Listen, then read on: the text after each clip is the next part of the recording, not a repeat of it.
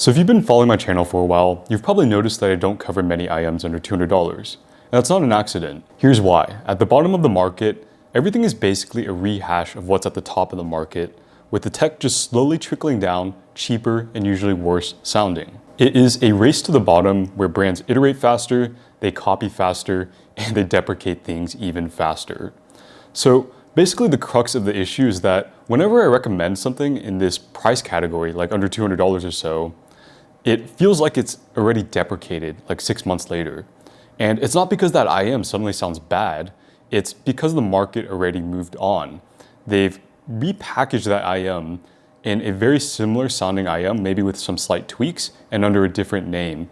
And everyone's already forgotten about the previous IEM. And I'm not saying that this is a bad thing. In fact, I think that right now is a great time to be in the IEM market if you are a newer listener or you are someone that wants to get quality sound at an affordable price. It really is a buyer's market. And diminishing returns absolutely exist as well. A $500 IEM does not sound nearly 10 times better than a $50 IEM. The difference in sound between them is quite marginal. With that being said, let's be real here. You are not getting endgame sound with these budget IEMs. You are getting good enough sound. And I know everyone has their own individual budget. That absolutely matters.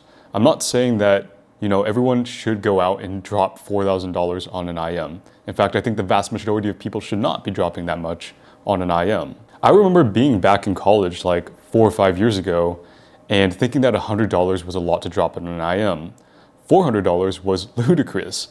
And bear in mind that this was a time in the industry too, where you could very easily fuck up and buy the wrong IEM if you do not do your due diligence when making that decision. And don't get me wrong, I totally understand the allure of chasing that kilobuck killer IEM, or basically an IEM that outperforms IEMs that are many times its cost. That's really what makes part of this hobby so exciting and engaging. It feels like if you can find this IEM, like you've outsmarted the industry, like you've beat the system. But here's the reality. Most kilobuck killer IEMs are not kilobuck killers. In fact, none of them are.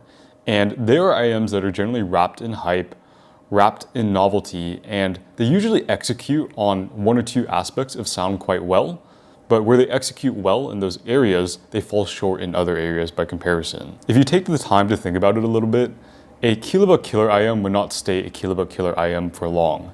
The secret would be out on it quite quick, and as a result, the price of it would shoot up accordingly. Conversely, something that I really want to emphasize in this video is the idea that good sound does not change quickly.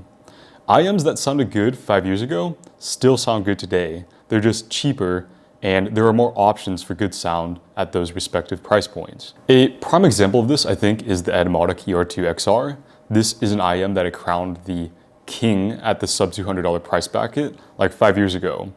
And that really has not changed today. It's still a great sounding IEM at that price point. It's still one of my default recommendations. There's just more options now at that price point, like the binary acoustic chop-in, which is going to give you a more distinct Harman signature. There's the Tanshim Hana 2021, which is also going to give you a pretty Harman signature, just a warmer rendition of it that's a bit more exciting. If you want to go really budget, like at the $50 price point, then I really like the 7Hz 02. I think that's a default recommendation under $50. So yeah, those are just a couple of my recommendations at that sub $200 price point. I think that there's a plethora of options now that would take me a long time to list off. Instead of that, I'm just going to plug a series of articles from one of my friends, FC Construct. He's another IEM reviewer that I think my preferences align with quite closely. So if you go check out these articles, you'll see that there are a number of price categories that they've been broken into with a series of IEMs under those categories. I did have a hand in some of these recommendations early on, although I think that at this point, the list is more closely curated almost entirely by Caleb. But just perusing through these recommendations on the list, I think pretty much all of them are very solid IEMs and kind of at the top of their respective price categories. If there is an overarching idea that I want you guys to take away from this video, it is this.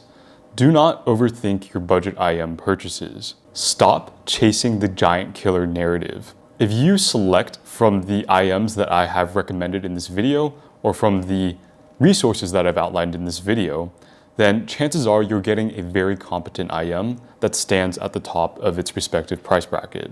If you go out and purchase one of these IEMs and you find out that you don't like the sound of it, then I think the reality is that you need to go buy more budget IEMs to discover your preferences more closely, or you need to up your budget and go buy a more expensive IEM that probably sounds better. Either way, I think that the moral of the story here is clear. 1, don't be poor, or 2, wait for that tech to slowly trickle down at a cheaper price point. And just to be clear, neither of these options are wrong, you just need to know what game you're playing.